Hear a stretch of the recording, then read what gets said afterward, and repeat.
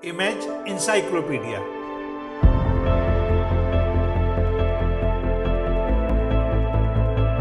जानकारियों और जिज्ञासाओं की अद्भुत दुनिया। हेलो दोस्तों, अपने इस चैनल के हर वीडियो में हम आपको किसी एक विषय की विश्वसनीय तथ्यों के सहित पूर्ण जानकारी देंगे। ऐसी जानकारी जिसकी तलाश में स्कूल कॉलेज के छात्रों से लेकर सभी तरह के प्रतियोगी छात्र रहते हैं। हमारी ये वीडियो उन लोगों के लिए भी बहुत उपयोगी साबित होंगे जो जनरल नॉलेज में रुचि रखते हैं और कौन बनेगा करोड़पति जैसे कार्यक्रमों में हिस्सा लेकर सफल होना चाहते हैं। तो दोस्तों, आइए आज का वीडियो शुरू करते हैं। लेकिन उससे पहले आपसे एक अनुरोध कि अगर अब तक आपने हमारे इस चैनल को सब्सक्राइब नहीं किया है तो कृपया कर लें और हाँ, बेल आइकन का बटन दबाना ना भूलें, जिससे हर नया वीडियो सबसे पहले आपको मिले। यह 29 अगस्त 1969 का एक सामान्य दिन था। रोम के लियोनार्डो दा विंची हवाई अड्डे के डिपार्चर लाउंज में एक बेहद खूबसूरत युवती बार बार अपनी कलाई में बंधी घड़ी को देख रही थी। उसके रह रहकर घड़ी के देखने के अंदाज से लग रहा था कि वह काफी बेचैन है, मगर किसी ने उसकी बेचैनी पर ध्यान नहीं दिया। थोड़ी देर बाद ही TWA यानी ट्रांस वर्ल्ड एयरलाइंस 840 के सभी यात्री हवाई जहाज में सवार हो गए। उस खूबसूरत हसीना ने हवाई जहाज के अंदर पहुंचकर आगे पीछे नजरें घुमाया और यात्रियों में से कुछ लोगों को देखकर बड़ी राहत की सांस ली। उन लोगों ने भी आंखों ही आंखों में सब कुछ ओके होने का इशारा किया। ये सब कई थे।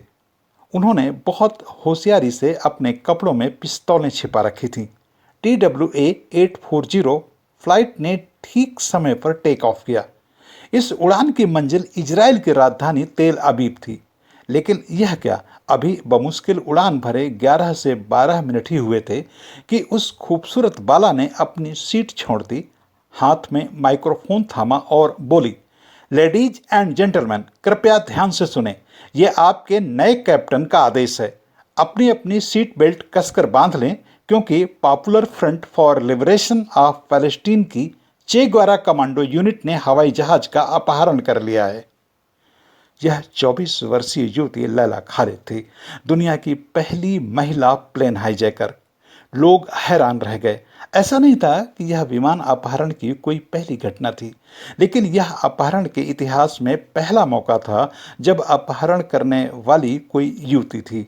न सिर्फ लैला खालिद ने विमान यात्रियों को डराने वाली यह सूचना दी, बल्कि अपने सभी साथी हाईजैकरों को वही लीड कर रही थी।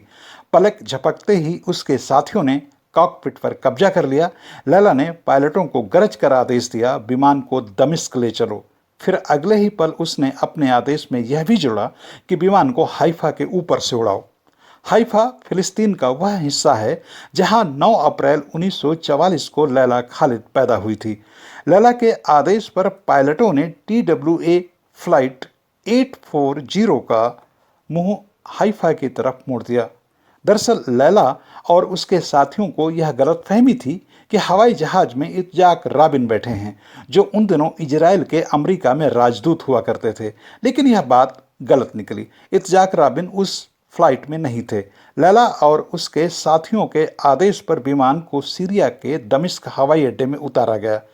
लैला की अगुवाई में आतंकियों ने सभी यात्रियों को विमान से बाहर जाने दिया और फिर विमान के अगले हिस्से को बम से उड़ा दिया।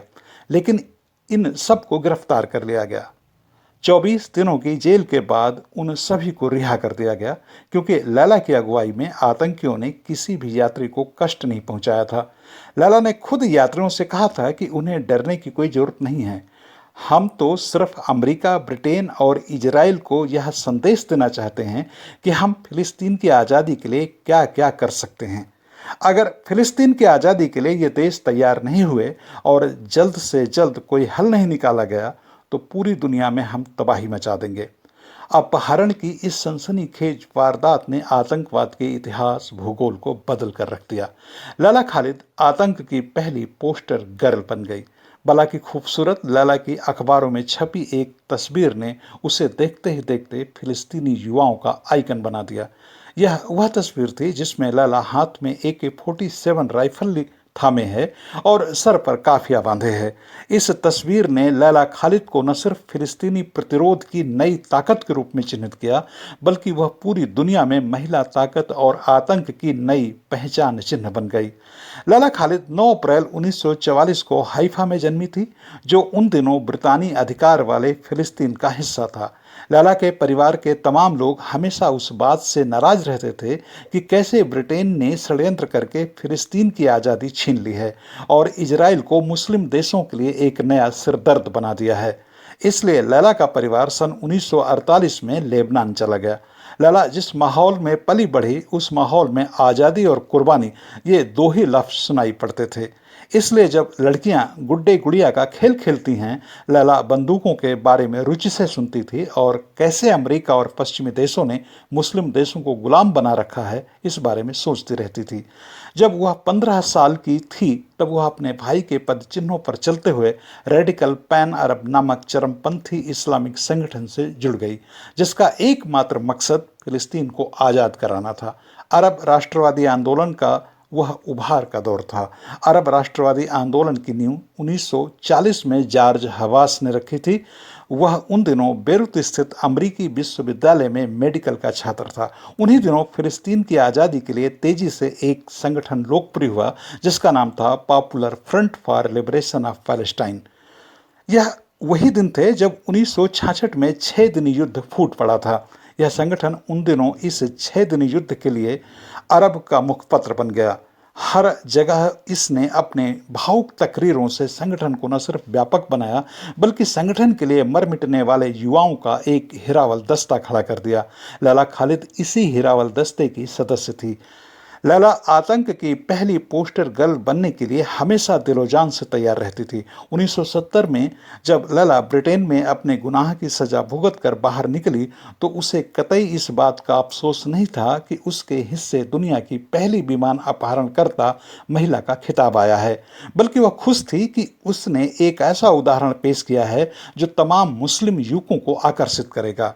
यही नहीं, इस बहुचर्चित अपहरण कांड के बाद लैला कोई अच्छी लड़की बनकर घर में नहीं बैठ गई, बल्कि उसके बाद भी उसने 2 अन्य अपहरणों में महत्वपूर्ण भूमिका निभाई, जिसमें एक अपहरण के दौरान खून खराबा भी हुआ।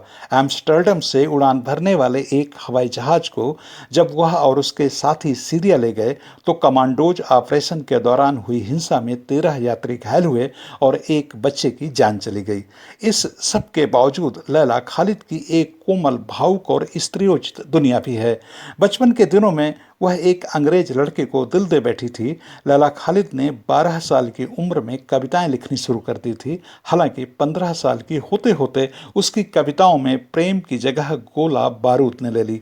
लैला खालिद जितनी खूबसूरत थी, उतनी ही मृदुभाषी और अपने व्यवहार से दूसरों का दिल जीतने वाली युवती भी।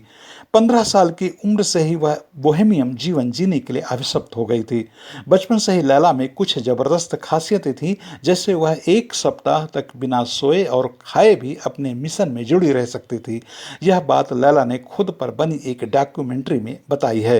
लैला खालिद खूंखार, दुस्साहसी भले कितनी रही हो, लेकिन उसके दिल में हमेशा एक खूबसूरत, संवेदनशील महिला जिंदा रही है।